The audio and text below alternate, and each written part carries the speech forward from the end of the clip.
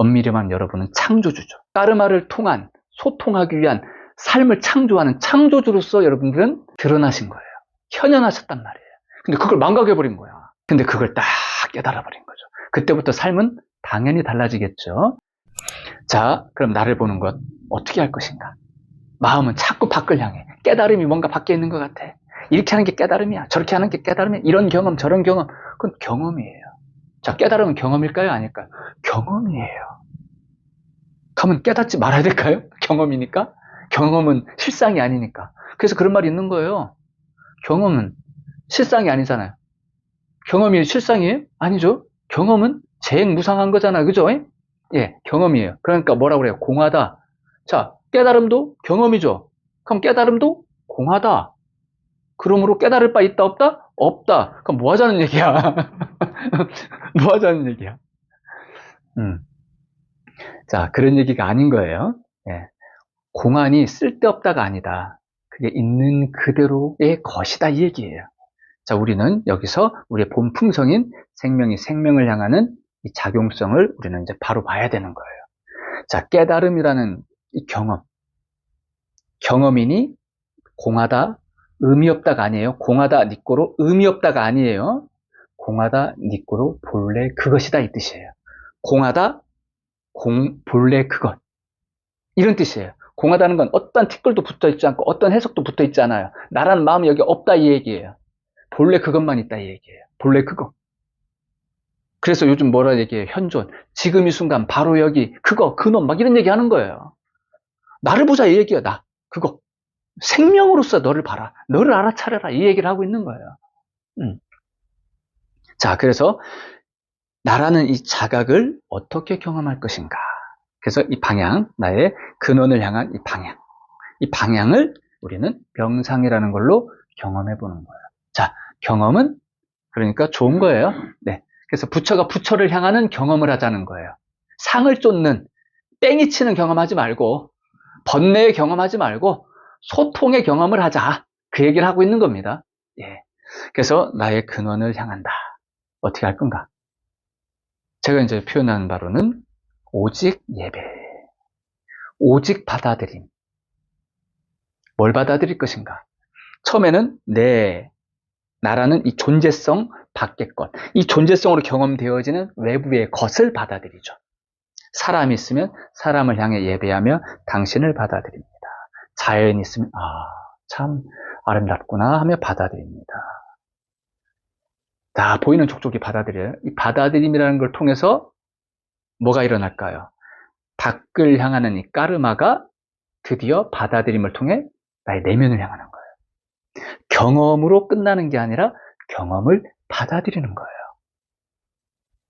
사람이라는 경험, 자연이라는 경험, 이 모든 경험, 또 경험을 일으키는 요소가 있겠죠? 감각, 생각, 감정이라고 하는 나라는 존재성을 일으키는 이 것들, 이 경험을 일으키는 것들, 요걸 이제 받아들이는 거예요. 요걸 받아들이고 받아들이다 보면 최종적으로 뭐만 남을까요? 받아들이는 놈만 남겠다, 그죠? 자, 받아들이는 놈도 이제 받아들이세요. 그럼 뭐만 남을까요? 받아들임만 남습니다. 받아들임만. 그럼 받아들임은 어딜 향했죠? 근원. 맞아요. 근원에서 근원을 향한 이것을 체득해버리는 거예요. 받아들임으로.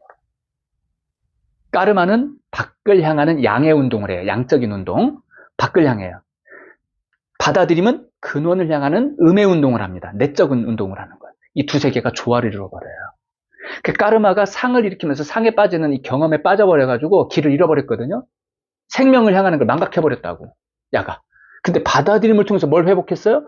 생명의 길을 회복했다고요. 부활. 이걸 부활이라고 그러는 거예요. 생명을 망각했다고요. 근데 다시 생명을 얻어버린 거예요. 생명의 길을 깨달아버린 거예요.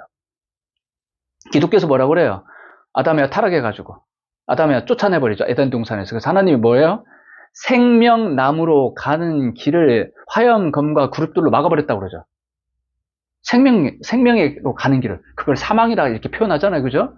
예. 이 까르마의 상에 빠져버린 게 상이라 이 말이에요. 그게 사망이다 이 말이에요. 지가 오라. 지 오름만 쫓아. 지 자기 경험만 쫓아. 그게 사망이라고요. 상에 빠진 상태. 그런데 근원을 향한, 근원적 생명을 향한 길을 터득해 버렸어. 화영검과 그룹들을 뚫고 생명나무로 나아가 버렸어.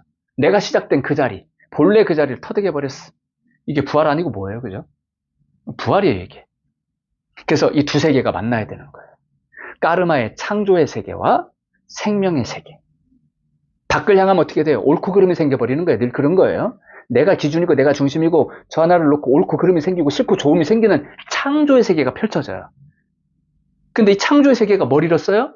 생명을 잃어버린 거야. 그래서 암만 창조해도 거기서 생명의 소통을 경험할 수 있다 없다? 없어요. 이게 바로 딜레마예요. 이게 바로 번뇌고 고통인 거예요. 그러나 근원을 향한 이 자각 속에서 뭘 깨달아? 나의 근원적 생명을 알아버리는 거죠. 그래서 창조를 통해서도, 나의 상을 통해서도, 내가 경험하는 이 상을 통해서도 뭘 경험한다? 생명의 소통을 경험하는 거예요. 아름답지 않나요? 우리 그 세계 얻고 싶은 거예요. 상구볼이 하와중생하는. 하와중생만 해야 되지, 또. 중생들은 그죠? 하와중생만. 자기 세계만 창조해, 막. 상구볼이 필요 없어. 또 수행자들은 상구볼이만 해. 하와중생 필요 없어. 막 이런 입장인데, 이 두 세계의 조화. 상구볼이하고 하와중생하는 이 창조의 세계와 근원적 깨달음의 세계가 합일되어지는 이 세계. 이걸 우리는 터득해야 한다. 바로 내면을 향하는 거예요. 오직 예배. 밖을 향해 보이는 내 오감의 대상을 향해 예배하고 받아들이고, 이 경험을 일으키는 나의 오감, 나의 생각, 감정, 나라고 여기는 것들, 나의 기억, 나의 과거의 것들 등등등등, 그 모든 것들, 그걸 향해 예배하여 또한 받아들이고, 더 나아가서 내 안에 이 모든 것들을 일으키는 까르마, 내 안에 있는 작용성, 자꾸 밖을 향해 충동적으로 움직이려고 하는 이 까르마마저도 받아들이면 텅 비어져 버려요. 까르마가 움직임이 사라져 버리는 거예요. 밖을 향한 움직임이 텅 비어지는 거예요. 그리고 근원과 만나버리는 거예요. 근원과. 업장이 여기서 이제 싹 사라져 버리죠. 업장은 끊임없이 밖을 향하려고 하거든요. 끊임없이 상을 짓고 밖을 향하고 그 상을 좁게 만들고 거기서 일생을 뺑이치게 만들고 그것도 모자라서 다음 생에까지 윤회하게 만들어버리고 그런단 말이에요. 근데 여기서 우리는 정신을 번쩍 드는 거죠. 생명의 자각. 이 생명이라는 대광명을 내 머릿골에서 번쩍하고 깨달아버리는 거예요. 그 순간 끝나는 거예요. 태어난 바가 없네. 움직인 바가 없어.